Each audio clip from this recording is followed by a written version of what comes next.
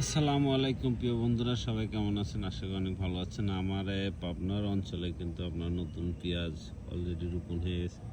দেখেন কত সুন্দরভাবে লাগিয়েছে আর অলরেডি বের হয়ে গেছে পেঁয়াজের ক্ষেতটা।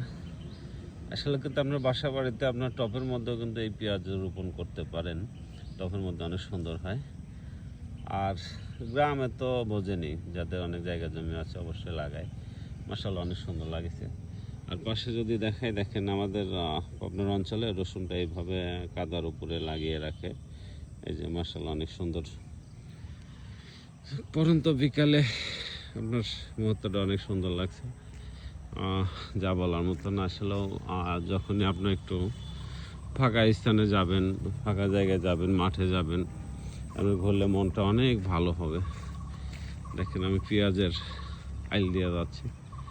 এখানে পেঁয়াজ এবং রসুন দুটোই আছে মাশাআল্লাহ। আর এই জমিতে কিন্তু রসুন লাগিয়েছে। রসুন পরন্ত বিকেলে ওইদিকে দেখা যায় ধানের মাঠ।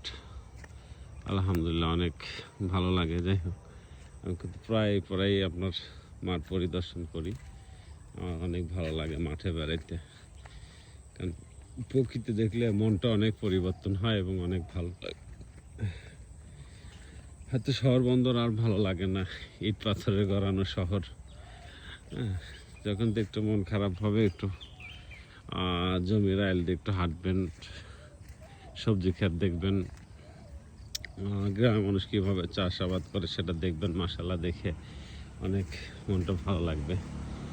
এই যে আপনারা দেখানোর চেষ্টা করতেছি, এই যে লাউর বাগান করছে, যে লাউ ক্ষেত দেখেন ঝোপায় ঝোপায় ধরে আছে, লাউ ধরে আছে, আর হলো বটবটি ধরে আছে। এই দেখেন বটবটি এগুলো বলে। আর এগুলো আপনার লাউ, এটা কদু বলে আর কি, যেটা গোল জাত। পাশাপাশি লম্বা জাতটাও আছে। আলহামদুলিল্লাহ এই দেখেন বটবটি কীভাবে ধরে আছে। আল্লাহ সব কিছু নিয়ামত। আসলে দেখে অনেক ভালো লাগছে। সবাই ভালো থাকবেন, আমার চ্যানেলটা একটু সাবস্ক্রাইব রাখবেন আর পাশে থাকবেন। ইনশাল্লাহ আমার জন্য দোয়া করবেন, আমি যেন আর নতুন নতুন ভিডিও আপলোড দিতে পারি।